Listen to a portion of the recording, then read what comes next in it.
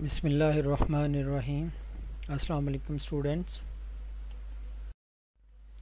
आज की इस वीडियो में हम बैड डेट्स एंड अलाउंस या प्रोविज़न फॉर डाउटफुल डेट्स को डिस्कस करेंगे। इसमें सब हमारे पास क्वेश्चन है, on 1 January 2011 there was a balance of £500 in an allowance for doubtful debts account. इसमें हमारे पास ओपनिंग बैलेंस क्या है, जो अलाउंस फॉर डाउटफुल डेट्स के अकाउंट में हमारे पास £500 का ओपनिंग बैलेंस है and it was decided to maintain the provision eight 5% of the accounts receivable at each year and. इसमें हम हर साल जो एवरी ईयर प्रोविजन रिकॉर्ड करेंगे उसमें 5% रिकॉर्ड करेंगे अकाउंट्स रिसीवेबल का। और हमारे पास अकाउंट्स रिसीवेबल कितने हैं? The debtors are account receivable on 31st December each year and were 2011 £12,000 and 2012 £8,000 and 2013 £8,000. Show the necessary entries for the 3 years ended 31st December 2011 to 31st December 2013 inclusive in the following: the allowance for doubtful debt account, and second one the income statement, and B part we will discuss later. First we will discuss the allowance for doubtful debts account. Allowance for doubtful debts are provision for doubtful debts. ये एक ही बात है क्योंकि ये एक ही account के दो नाम हैं। इसमें हमारे पास जो है ना 1 जनवरी 2011 में हमारे पास इसका ओपनिंग बैलेंस है वो है £500। ये हम क्रेडिट साइड पे रिकॉर्ड करेंगे क्योंकि जो डाउटफुल डेट्स हैं, अलाउंस फॉर डाउटफुल डेट्स हैं, ये एंटी एसेट होता है। मींस कि ये हमारे अकाउंट रिसीवेबल्स को कम करता है, तो इसलिए ये एंटी एसेट होता है और ये क्रेडिट होता है, तो इसका बैलेंस जो है क्रेडिट होगा। इसका ओपनिंग बैलेंस है £500 जो जिसको हम रिकॉर्ड करेंगे क्रेडिट साइड पे। अब हमारे पास डेटर्स या अकाउंट रिसीवेबल हैं 2011 में 12,000 और ऊपर उसमें प्रोविज़न जो रिकॉर्ड करेंगे 5% अकाउंट्स रिसीवेबल की। अकाउंट रिसीवेबल 12,000 है तो इसका 5% लेंगे। जैसे आप नीचे देख रहे हैं 12,000 मल्टीप्लाई 5%, ये 600 आ जाएगा। और 600 हम टोटल रिकॉर्ड करेंगे, 600 लेंगे इसमें 2011 में। अब हमारे पास 500 ऑलरेडी बैलेंस है तो हम देखेंगे 600 और जो 500 का डिफरेंस कितना है। तो 100 जो है ना इंक्रीजिंग अमाउंट होगी, मींस इसका पॉजिटिव में आएगा। इट मींस कि हमें 100 इंक्रीज़ करना पड़ेगा। 600 आ रहा है 5%, तो 500 ऑलरेडी है हमारे पास, तो 600 आया है तो हमें 100 इंक्रीज़ करना पड़ेगा, जिसको हम प्रॉफिट एंड लॉस में लेके जाएंगे एट द ईयर एंड। तो एंट्री क्या होगी? Profit and loss account debit हो जाएगा, allowance for doubtful debt credit होगा। क्योंकि जब हम अलाउंस फॉर डाउटफुल डेट्स को इंक्रीज़ करेंगे तो ये क्रेडिट होगा। तो 100 इंक्रीज़ हो रहा है तो 100 कर दिया हमने, और ये टोटल 600 हो गया क्योंकि 600 आ रहा था 5% 12,000 का। अब हमारे पास ये 2011 में एंट्री यही थी, तो हम इसका बैलेंस ले लेंगे। 2011 का हमने जब बैलेंस लिया डेबिट साइड पे, तो ये बैलेंस क्लोजिंग बैलेंस 600 है और यही इसका टोटल है। टोटल का जो हम बैलेंस एज इट इज़ ही ले लेंगे। और ये जो डेबिट साइड पे लिखा हुआ बैलेंस ये क्रेडिट बैलेंस होता है। अब जब देखेंगे आप नेक्स्ट ईयर में 2012 में ये बैलेंस क्रेडिट साइड पे चला जाएगा क्योंकि डेबिट साइड पे लिखा हुआ क्लोजिंग बैलेंस जो नेक्स्ट ईयर में ओपनिंग बनता है तो वो क्रेडिट साइड पे चला जाता है। तो ये बैलेंस ओपनिंग बैलेंस होगा बैलेंस BD 600। अब हमारे पास नेक्स्ट है जी 2012 में 8,000 अकाउंट रिसीवेबल हैं। इसका 5% जब हम लेंगे तो हमारे पास आ जाएगा 400। 8000 मल्टीप्लाई 5%, ये हमारे पास आ जाएगा 400। इसमें से हम जो हमारे पास बैलेंस है 600 इसको लेस करेंगे तो हमारे पास लेस का 200 आएगा, मीन नेगेटिव। तो जब पॉजिटिव आएगा तो इंक्रीज़ करेंगे, जब नेगेटिव आएगा इसकी नेगेटिव अमाउंट आएगी, इट मीन ये डिक्रीज़ हो रहा है। अलाउंस फॉर डाउटफुल डेट्स ये डिक्रीज़ करेंगे इसको, तो जब डिक्रीज़ करेंगे तो हम इसको डेबिट साइड पे लिखेंगे। अब इसकी एंट्री होगी allowance for doubtful debts debit to profit and loss account credit. अब ये डेबिट हो रहा है तो डेबिट साइड पे रिकॉर्ड किया, और प्रॉफिट एंड लॉस अकाउंट अब वहाँ पे क्रेडिट होगा तो उसको यहाँ हमने पर्टिकुलर कॉलम में लिख दिया। अब ये जो profit and loss account debit होता है तो क्या उसमें या तो एक्सपेंस होता है या लॉस होता है। तो अब की दफ़ा जब होगा तो profit and loss account credit होगा, ये हमारी इनकम बन जाएगी। पहले एक्सपेंस था 2011 में, अब हमारी ये इनकम बन गई है। जब इनकम होती है तो profit and loss account credit होता है। 11 में profit and loss account debit हुआ था, उस वक्त एक्सपेंस था। अब प्रॉफिट एंड लॉस अकाउंट 12 में क्रेडिट हुआ है तो अब ये इनकम है। तो हम देखते हैं नेक्स्ट 600 है हमारे पास क्रेडिट साइड पे, 200 है डेबिट साइड पे, जो इसको हम प्रॉफिट एंड लॉस में क्लोज किया है। अब इसमें 600 हमारे पास आ रहा है क्रेडिट साइड पे, और इसी तरह ही 600 हमारे पास आएगा डेबिट साइड पे, लेकिन इसको हम बैलेंस लेंगे 400, तो हमारे पास 600 जो है वो कंप्लीट होगा। 600 जो की अमाउंट हमारे पास डेबिट और क्रेडिट साइड पे इक्वल होगी। अब हमने 400 जो है बैलेंस एज अ बैलेंस ले लिया, क्लोजिंग बैलेंस, और यही बैलेंस जो है 400 नेक्स्ट ईयर में, नेक्स्ट पीरियड में ओपनिंग बैलेंस बन जाएगा 400। अब हम देखते हैं 2013 में भी 8000 है अकाउंट्स रिसीवेबल, इसका 5% कितना होगा,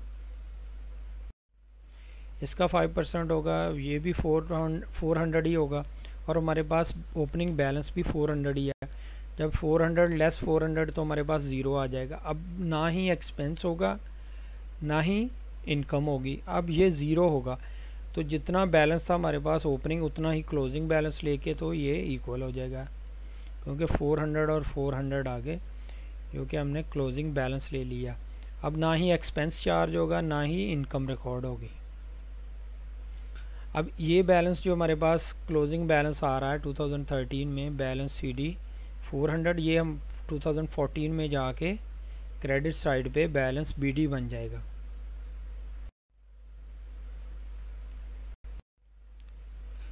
अब ये हमारे पास है जी इनकम स्टेटमेंट। अब इसको इनकम स्टेटमेंट में कैसे चार्ज करेंगे, जो जितने भी हमने लिए हैं, जो एक्सपेंस चार्ज किया है, इनकम चार्ज की है, या हमने ज़ीरो आया है एक 2013 में, ना एक्सपेंस हुआ है ना ही इनकम हुई है, ना ही डिक्रीज़ हुआ है ना ही इंक्रीज़ हुआ है 2013 में। इसको कैसे हम रिकॉर्ड करेंगे इनकम स्टेटमेंट में,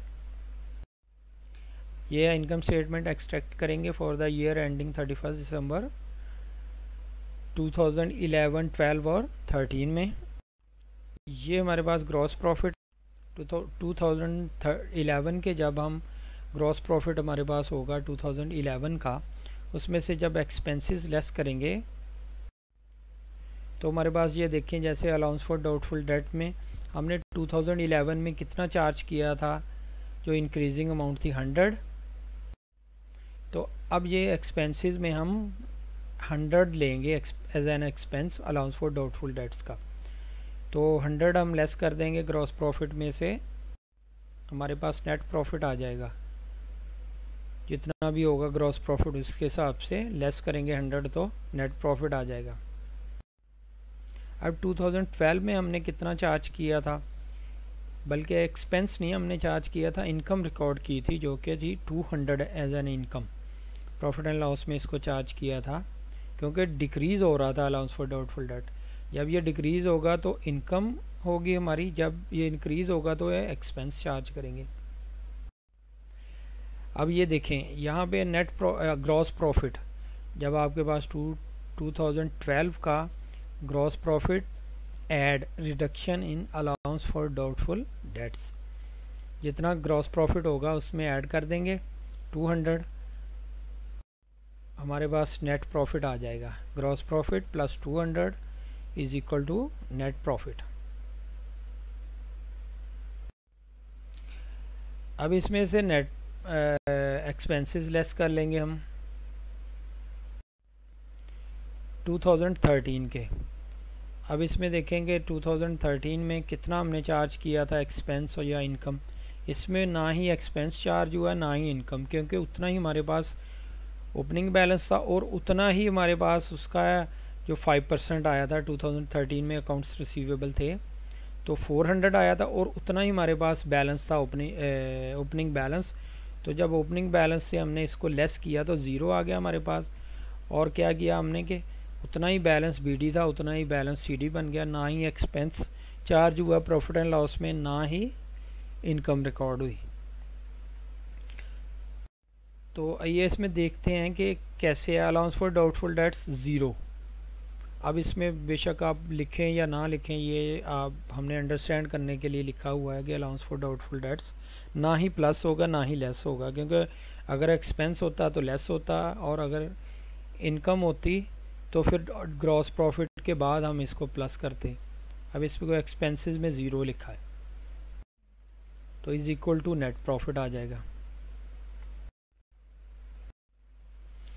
अब इसमें बी पार्ट देखते हैं। On 1 January 2013 Warren Mayer owed Jason Dalglish 130 pounds and on 25th of August 2013 Mayer was declared bankrupt। अब वैरन मेयर ने उसके पे करने थे जेसन डैग्लिश के 130 pounds।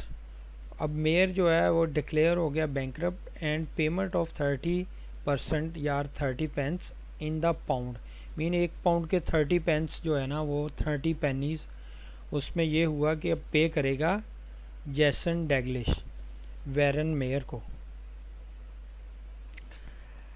अब इसमें फुल सेटलमेंट हुई। The remaining balance was write off as bad debts. और जो जितनी अमाउंट जो 70% है वो बैड डेट में राइट ऑफ कर देंगे। Write up the account of Warren Mayer in the Jason Dalglish ledger. अब उसका अकाउंट बनाएंगे वैरन मेयर का और उसके अकाउंट में जेसन के अकाउंट में। अब वैरन मेयर का अकाउंट बनाएंगे जेसन के बुक्स ऑफ अकाउंट्स में। अब इसका ओपनिंग बैलेंस कितना था 130 पाउंड्स जो उसने उससे रिसीव करने थे। ये चूँकि इसका कस्टमर है वैरन मेयर तो ये डेबिट होगा बैलेंस, क्योंकि एसेट है उसका। 130 पाउंड ओपनिंग बैलेंस है, बैलेंस बीडी 1 जनवरी 2013। अब उस क्या पेमेंट क्या उसमें सेटलमेंट क्या हुई कि 30% या 30 पेंस इन एन पाउंड।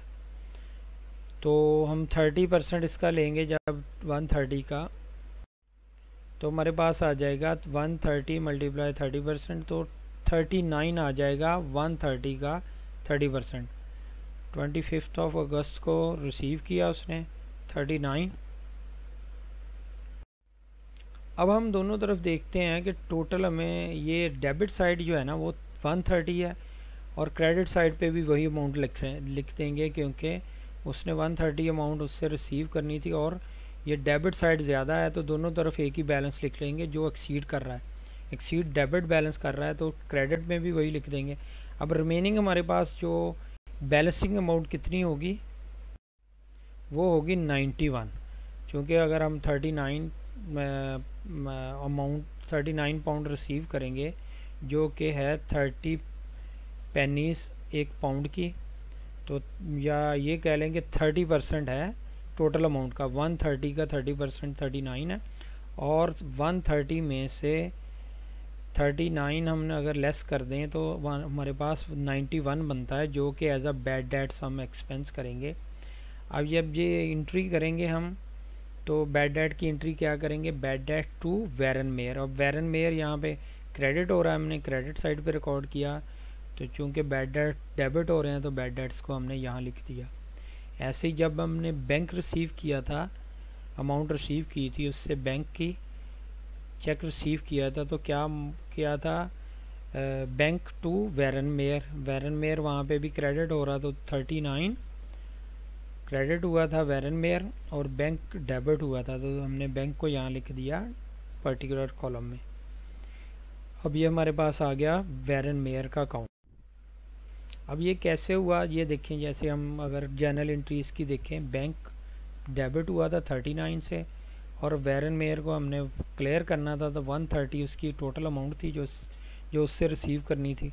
अब उसको क्रेडिट कर दिया। अब रिमेनिंग कितना रह गया, अब डेबिट में तो 39 है, यहाँ पे 130 है, तो हम इसको करने के लिए इक्वल करने के लिए अब हमें बैड डेट्स करना पड़े, जो कि एक एक्सपेंस चार्ज करना पड़ा, जो कि बैड डेट्स हैं कि हमें इररिकवरेबल हैं, अब ये हमें रिसीव नहीं होंगे, तो 91 हो गए।